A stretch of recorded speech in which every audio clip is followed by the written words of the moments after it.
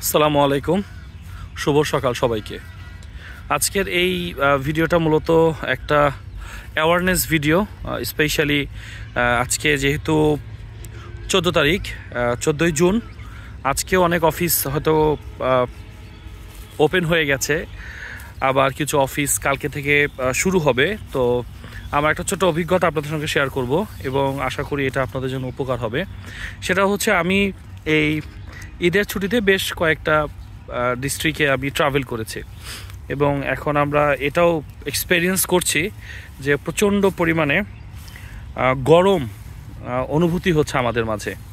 এখন যদিও আমরা ডেইলি দেখছি যে তাপমাত্রা 33-34-এর মধ্যেই থাকছে, বাট এটা ফিল হচ্ছে 40-42-44 ডিগ্রির মতো।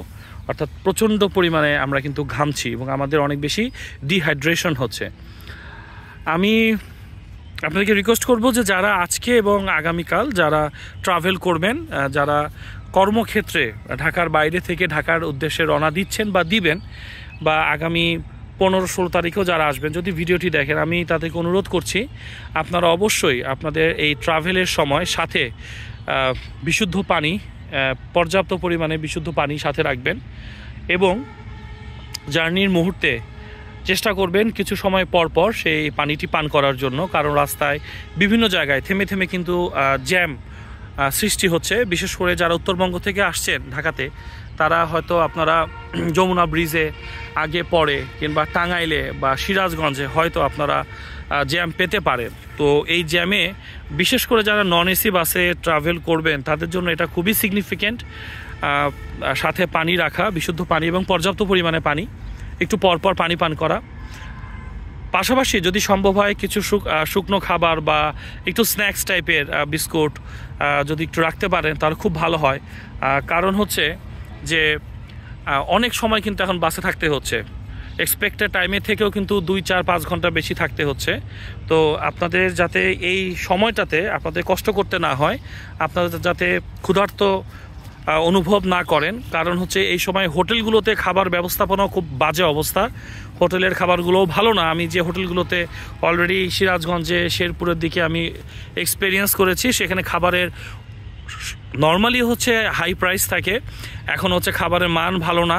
তো সব কিছু বিবেচনা করেই বাসা থেকে বের হওয়ার সময় আমি রিকোয়েস্ট করব সাথে পানি এবং কিছু স্ন্যাক্স বা হালকা খাবার।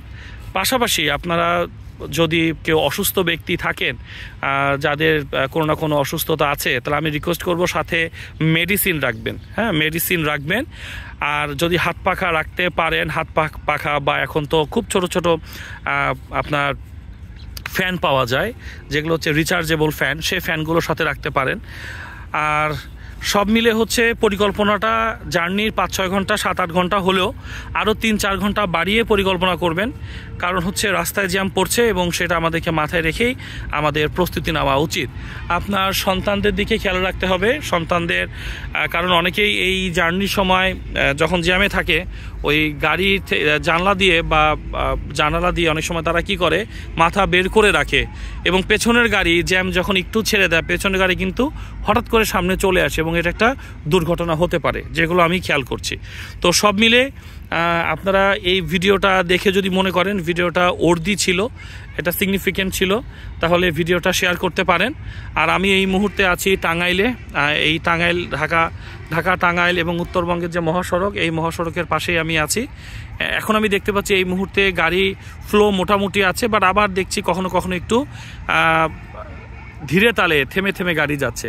তো সব মিলে আমি এটাই বলবো। সোয়াদ, হ্যালো বাবা, কেমন আছো বাবা? হ্যাঁ, আপনারা না? হ্যাঁ, আমি ভালো আছি। যারা দেখবে তারা জানাবে তারা কেমন আছে, ঠিক আছে? আচ্ছা, তো আমরা নিজেরাও আর কিছুক্ষণ পরেই আমরা রওনা দিব ঢাকার উদ্দেশ্যে। তো ভিডিওটা করার উদ্দেশ্য এটাই ছিল, আপনারা যাতে প্রস্তুতি নিয়ে আপনারা যাতে বাসা থেকে বের হন। যাদের মোবাইল ফোন ইউজ করেন, মোবাইল ফোন ফুল চার্জ দিয়ে বের হবেন।